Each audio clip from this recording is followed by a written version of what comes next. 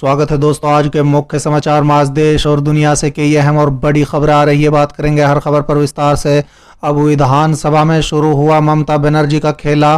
PAC chairman होंगे मुकुल रॉय, दाखिल किया नामांकन। एक और बड़ी अपडेट, सपा अध्यक्ष अखिलेश यादव का दावा, यूपी चुनाव हार जाएगी बीजेपी, बदलाव चाहते हैं लोग। एक और बड़ी अपडेट, राम गोपाल यादव का दावा, यूपी में 40 से 50 सीटों पर सिमट जाएगी बीजेपी, सपा बना रही है रणनीति। एक और बड़ी अपडेट, पटना लौटते ही तेजस्वी ने दिखाए गरम तेवर, कहा एलजेपी में टूट के मास्टरमाइंड है नीतीश कुमार। वहीं अगली बड़ी खबर में आपको बताएंगे, शरद पवार के घर हुई बैठक के बाद राष्ट्रमंच के नेताओं ने कहा बीजेपी के खिलाफ मोर्चा बनाने के लिए नहीं थी बैठक। एक और बड़ी अपडेट, उत्तराखंड में एक बार फिर से सीएम को लेकर संशय, तीर्थ सिंह रावत को देना पड़ सकता है इस्तीफा। वहीं अगली बड़ी खबर में आपको बताएंगे, हुगाली में बीजेपी कार्यकर्ताओं ने सिर मुंडवाकर टीएमसी में की घर वापसी। एक और बड़ी अपडेट, यूपी में बीजेपी को मात देने के लिए एक हो सकते हैं शिवपाल यादव और ओवैसी, एआईएमआईएम के साथ गठबंधन की तैयारियां तेज। एक और बड़ी अपडेट, निषाद पार्टी अध्यक्ष डॉक्टर संजय की मांग, भाजपा 2022 के लिए मुझे घोषित करे उप मुख्यमंत्री। वहीं अगली बड़ी खबर में आपको बताएंगे, संकट में बीजेपी के सीएम की कुर्सी, सहयोगी दल दे सकता है धोखा, दिल्ली में नड्डा के साथ हुई बड़ी बैठक। तो चलिए देख लेते हैं आज की पहली बड़ी खबर। अब विधानसभा में शुरू हुआ ममता बनर्जी का खेला। पीएसी चेयरमैन होंगे मुकुल रॉय, दाखिल किया नामांकन। दरअसल दोस्तों, पश्चिम बंगाल विधानसभा चुनाव के बाद अब विधानसभा में भी सीएम ममता बनर्जी का खेला शुरू हो गया है। बीजेपी का साथ छोड़कर तृणमूल कांग्रेस में वापस लौटने वाले ममता बनर्जी के पूर्व सहयोगी और बीजेपी के एमएलए मुकुल रॉय ने विधानसभा के पब्लिक अकाउंट कमेटी यानी पीएसी चेयरमैन पद के लिए नामांकन दाखिल किया है और उनका चेयरमैन बनना लगभग तय है। दोस्तों बता दें कि राज्य विधानसभा में पीएसी चेयरमैन का पद काफी महत्वपूर्ण होता है। चलिए अगली खबर, सपा अध्यक्ष अखिलेश यादव का दावा, यूपी चुनाव हार जाएगी बीजेपी, बदलाव चाहते हैं लोग। दरअसल दोस्तों, उत्तर प्रदेश के पूर्व मुख्यमंत्री और समाजवादी पार्टी के अध्यक्ष अखिलेश यादव इन दिनों 2022 में होने वाले यूपी विधानसभा चुनाव की तैयारियों में जुटे हुए हैं। कभी वो बीएसपी के बागी विधायकों से मिलकर उन्हें अपने पाले में लाने की कोशिश करते हैं, तो कभी कांग्रेस और बीजेपी का संतोष को अपनी पार्टी से जोड़ने की कवायद में दिख रहे हैं। दोस्तों बता दें कि इस बीच समाजवादी पार्टी के नेता अखिलेश यादव ने दावा किया है कि भारतीय जनता पार्टी अगले साल उत्तर प्रदेश का विधानसभा चुनाव हार जाएगी क्योंकि लोग बदलाव चाहते हैं। उन्होंने ये भी कहा है कि उनकी पार्टी प्रमुख दलों के बजाय समान विचारधारा वाले छोटे दलों के साथ गठबंधन में चुनाव लड़ेगी। चलिए अगली खबर, राम गोपाल यादव का दावा, यूपी में 40 से 50 सीटों पर सिमट जाएगी बीजेपी, सपा बना रही है रणनीति। दरअसल दोस्तों, समाजवादी पार्टी के राष्ट्रीय महासचिव राम गोपाल यादव ने कहा है कि सपा 2022 विधानसभा चुनाव की रणनीति बना रही है। हमारा कांग्रेस और बसपा से कोई गठबंधन नहीं होगा, बाकी दलों से विचार किया जा रहा है।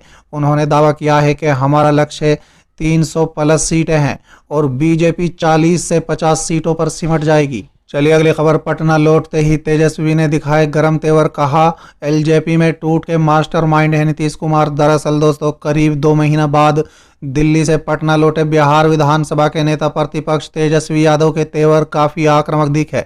तेजस्वी ने एयरपोर्ट पर उतरते ही सीएम नीतीश कुमार और बिहार सरकार पर जमकर हमला बोला।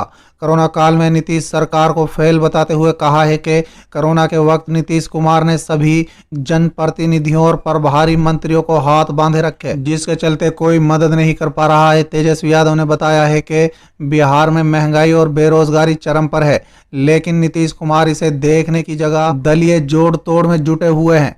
तेजस्वी यादव ने कहा है कि बिहार के 27 जिलों में पेट्रोल का दाम 100 रुपए से अधिक हो चुका है, पर उन्हें उसकी चिंता नहीं है। इसके अलावा लोक जनशक्ति पार्टी में टूट का मास्टरमाइंड नीतीश कुमार को बताया। दोस्तों बता दें कि तेजस्वी ने कहा है कि लेजपा को किसने तोड़ा ये सभी जानते हैं। लेजपा को साल 2005 और 2010 में भी तोड़ने की कोशिश की गई थी। चलिए अगली खबर, शरद पवार के घर हुई बैठक के बाद राष्ट्रीय मंच के नेताओं ने कहा बीजेपी के खिलाफ मोर्चा बनाने के लिए नहीं थी बैठक। दरअसल दोस्तों, बीजेपी विरोधी कई पार्टियों के नेताओं की एनसीपी प्रमुख शरद पवार के दिल्ली स्थित सरकारी आवास पर मंगलवार को एक बैठक हुई। दोस्तों, बता दें कि इसे बीजेपी के खिलाफ विपक्षी नेताओं के एकजुट होने की कवायद के तौर पर देखा जा रहा है। हालांकि बैठक में शामिल रहे विपक्षी नेताओं ने दावा किया है कि आज की उनकी बैठक बीजेपी के खिलाफ किसी मोर्चे के गठन के लिए नहीं बुलाई गई थी। बैठक में शामिल हुए नेताओं ने यह भी साफ किया है कि इस बैठक के तीसरे मोर्चे का गठन से भी कोई लेना देना नहीं है। ये भी साफ किया है कि बैठक भले ही शरद पवार के घर पर हुई है, लेकिन बैठक यशवंत सिन्हा की अगुवाई वाले राष्ट्रमंच की तरफ से बुलाई गई थी। हालांकि बैठक के बाद शरद पवार ने सभी नेताओं के साथ फोटो जरूर खिंचवाई। बैठक में 8 राजनीतिक दलों के नेता शामिल हुए, लेकिन कांग्रेस समेत कई अन्य विपक्षी नेता निधारित रहे। चलिए अगली खबर। उत्तराखंड में एक बार फिर से सीएम को लेकर संशय तीरथ सिंह रावत को देना पड़ सकता है इस्तीफा। दरअसल दोस्तों, उत्तराखंड में 10 मार्च 2021 को नेतृत्व परिवर्तन हुआ था, जिसके बाद से चर्चा हो रही थी कि नए मुख्यमंत्री बने तीरथ सिंह रावत अब प्रदेश के विकास के रास्ते पर ले जाएंगे। लेकिन अभी तीरथ सिंह रावत को सीएम बने 3 महीने ही हुआ है और अब फिर से पूरे उत्तराखंड में सीएम को बदलने के कयास शुरू हो गए हैं। दोस्तों, बता दें वजह है उनका विधानसभा का सदस्य न होना और विधानसभा चुनाव होने में 1 साल से भी कम का समय बचा हुआ है। चलिए अगली खबर। होगाली में बीजेपी कार्यकर्ताओं ने सिर मुंडवाकर की टीएमसी में घर वापसी। दरअसल दोस्तों, पश्चिम बंगाल विधानसभा चुनाव में बीजेपी की पराजय के बाद टीएमसी से बीजेपी में शामिल हुए टीएमसी नेताओं की घर वापसी की होड़ लग गई है। मंगलवार को होगाली जिले में टीएमसी से बीजेपी में गए सैकड़ों बीजेपी कार्यकर्ताओं ने सिर मुंडवाकर पराश्रित किया और घर वापसी की। हालांकि बीजेपी से आए नेताओं को लेकर ही टीएमसी के नेताओं के बीच विवाद पैदा हो गया है। मंगलवार को होगाली जिले के आरामबाग इलाके में सैकड़ों की संख्या में बीजेपी के कार्यकर्ता टीएमसी में शामिल हुए। बीजेपी नेता विभास मलिक के नेतृत्व में बीजेपी कार्यकर्ता टीएमसी में शामिल हुए। बीजेपी कार्यकर्ताओं का कहना था कि उन्हें बीजेपी में जाकर पाप किया था, इस कारण पराश्रित के तौर पर अपना सिर मुंडवाया है। चलिए अगली खबर। यूपी में बीजेपी को मात देने के लिए एक हो सकते हैं शिवपाल यादव और ओवैसी। एआईएमआईएम के साथ गठबंधन की तैयारियां तेज। दरअसल दोस्तों, उत्तर प्रदेश में 2022 में होने वाले विधानसभा चुनाव को लेकर राजनीतिक बिसात बिछनी शुरू हो गई है। दोस्तों, बता दें एक तरफ बीजेपी में पार्टी की बैठकों का दौर चल रहा है, वहीं एसपी के राष्ट्रीय अध्यक्ष अखिलेश यादव भी लगातार छोटे दलों से संपर्क साध रहे हैं। इसी बीच एसपी से अलग हुए शिवपाल सिंह यादव की प्रगतिशील समाजवादी पार्टी भी एआईएमआईएम के साथ साथ दूसरे छोटे दलों से गठबंधन की तैयारी कर रही है। दोस्तों, बता दें प्रगतिशील समाजवादी पार्टी का राष्ट्रीय अध्यक्ष शिवपाल सिंह यादव प्रदेश के विभिन्न जनपदों का दौरा कर प्रदेश मुख्यालय में पदाधिकारियों के साथ बैठक कर रहे हैं। शिवपाल सिंह की प्रगतिशील समाजवादी पार्टी असदुद्दीन ओवैसी की पार्टी एआईएमआईएम के साथ गठबंधन करने की तैयारी कर रही है।